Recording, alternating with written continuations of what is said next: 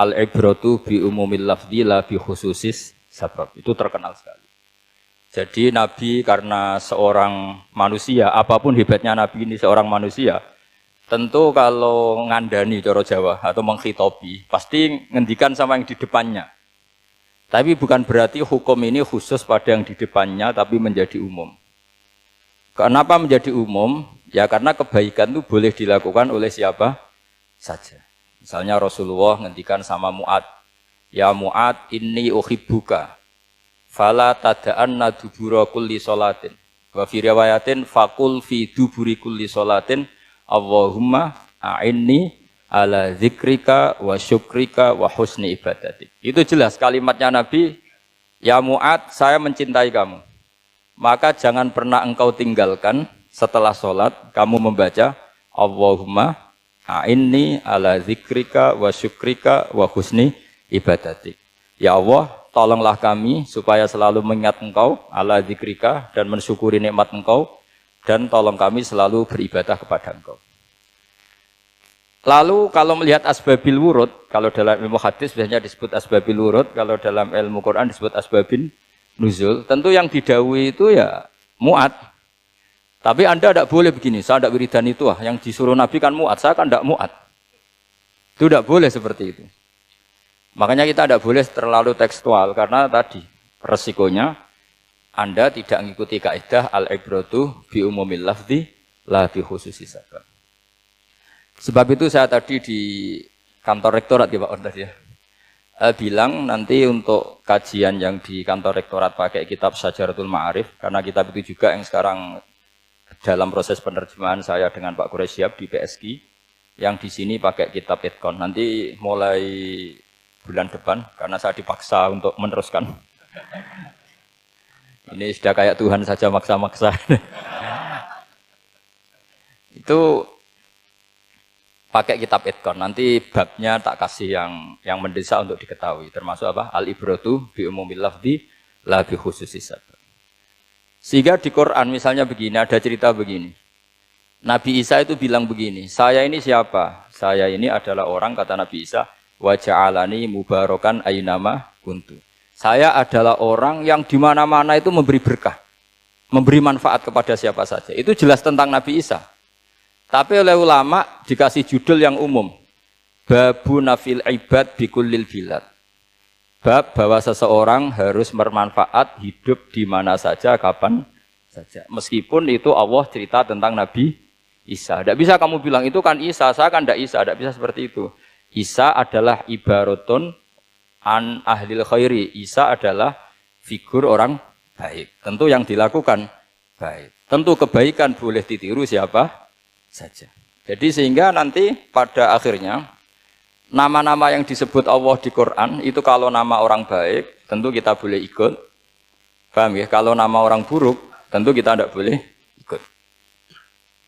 Ya gitu aturannya. Sehingga tadi ada al-ibratu bi umumil lafzi la bi khususi sabab. Jadi yang jadi pegangan adalah standar kalimat umum dengan pemaknaan yang ditentukan ulama. La bi khususi sabab, tidak terkait sebab itu. Misalnya yang paling masyhur tentu dalam hadis Madinah itu kira-kira kan utaranya Mekah ya Pak. Kira-kira ya. Utaranya Mekah apa selatannya? Utaranya kayak. Utaranya.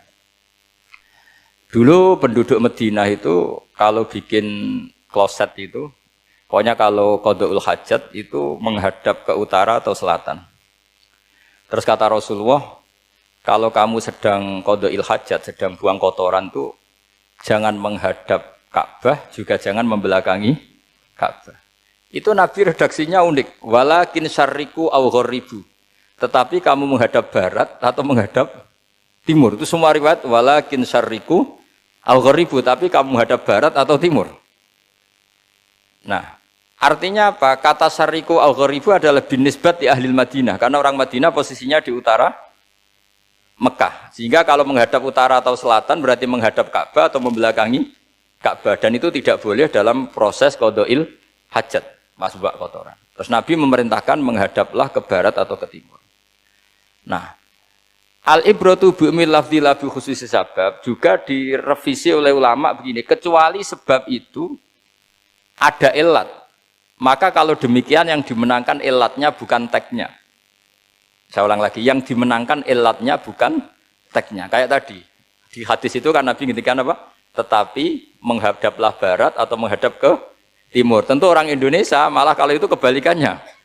Orang Indonesia kalau ke barat atau ke timur kan malah menghadap Ka'bah atau membelakangi Ka'bah. Di sini pentingnya ijtihad.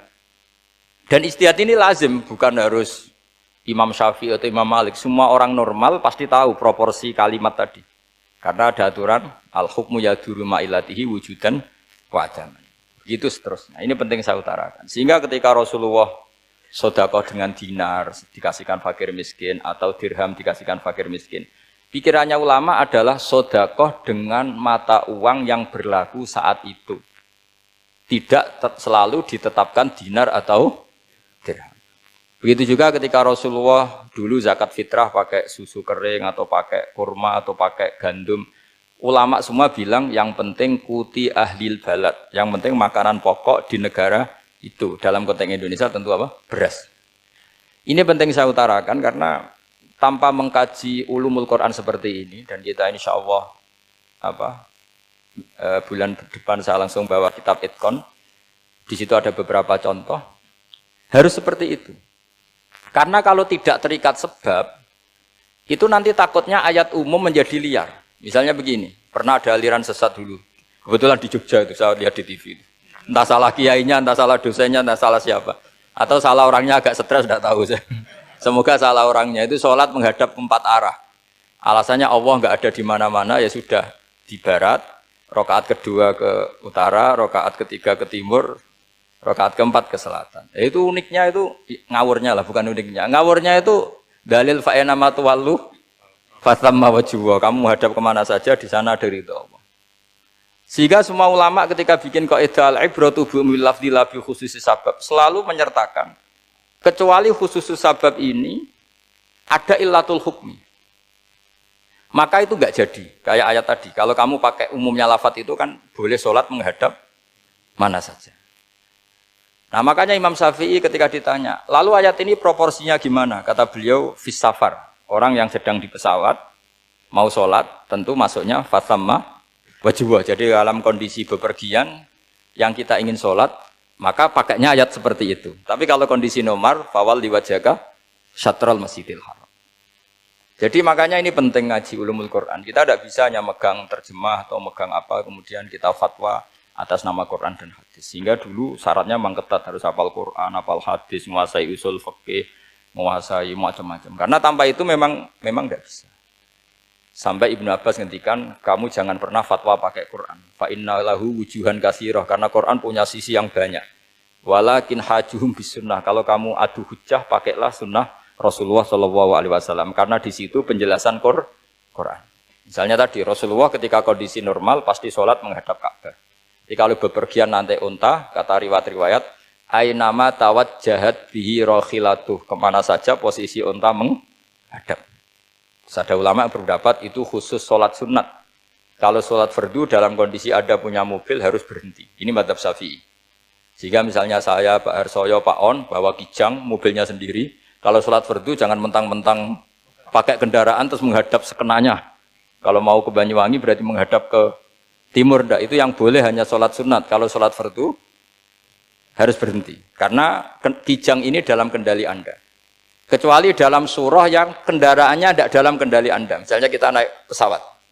Jadi harus dibedakan.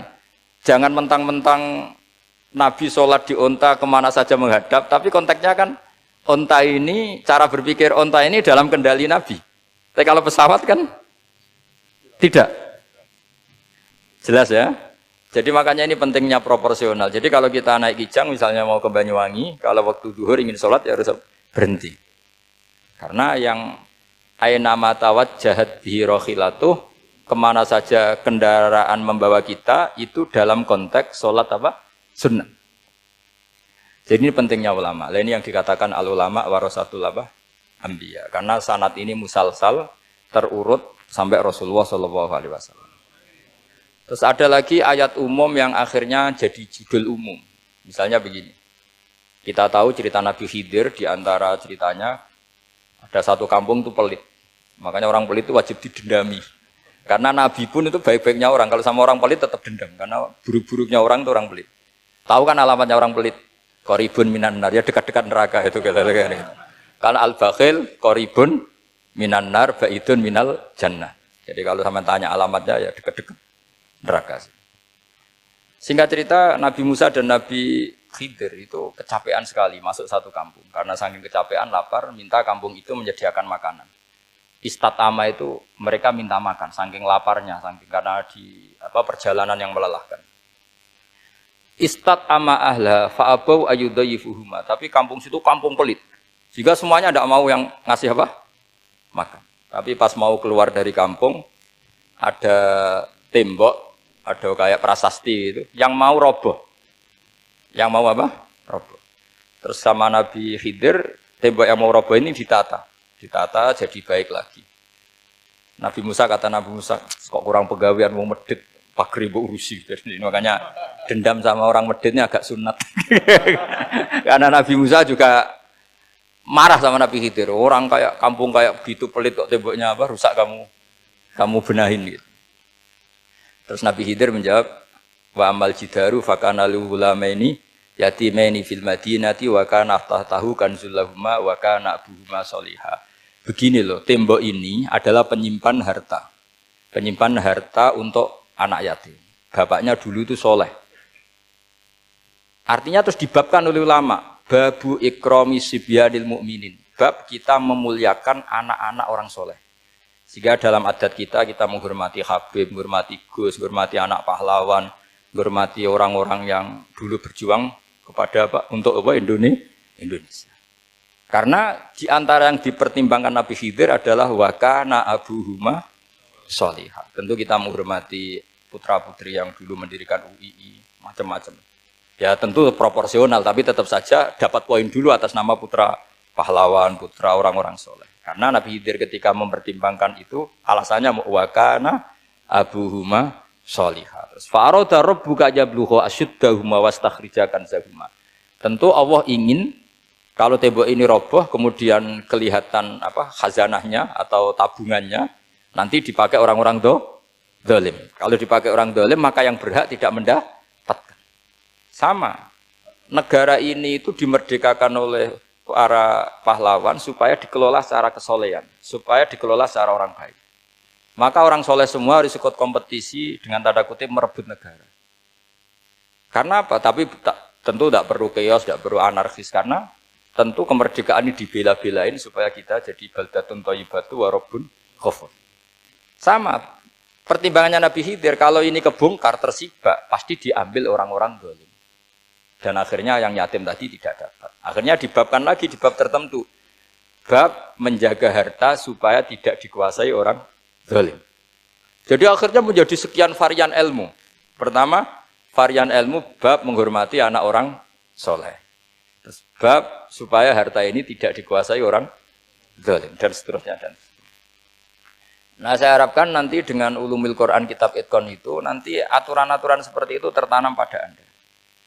Sehingga sebetulnya ulama fikih yang ngarang kitab sampai satu boto-boto itu sebetulnya ya normal-normal saja. Kalau sampean sudah mengkaji ilmu yang kayak saya kaji itu normal-normal saja. Misalnya begini, saya beri contoh ya. Orang munafik itu disifati Allah gimana? Wa idza qamu ilas sholati qamu kusala. Orang-orang munafik adalah orang ketika mau sholat itu bermalas-malasan.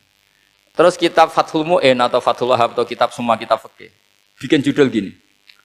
Saya masih ingat takbirnya. Wa yusannu nasyatun li sholatin. Disunatkan kalau sholat itu ketok gumrigah, ketok semangat. Fa inna Allaha ta'ala dzamma tarikihi. Karena Allah mengkritik atau menyalahkan orang yang kalau sholat itu tidak nasyat, tidak gumrigah, tidak semangat. Mergo seperti itu adalah fi'lul munafikin, perilakunya orang munafik. Terus ditulis wa idza qamu ilas sholati qamu kusala. Artinya di situ Allah mengkritik orang munafik. Kenapa? Karena kalau sholat males-malesan. Anda ingin bersifat kayak orang munafik apa bersifat kayak Rasulullah? Tentu ingin seperti Rasulullah. Kalau ingin seperti Rasulullah ya wasari'u ila maghfiratim mir rabbikum. Kalau ada kebaikan harus cepat-cepat, harus disegerakan. Nah, sehingga nanti babnya ya sudah tidak tentang orang munafik. Babnya begini, babul musara'ah ilal khairat wa tarkil kasli. bab bergesah.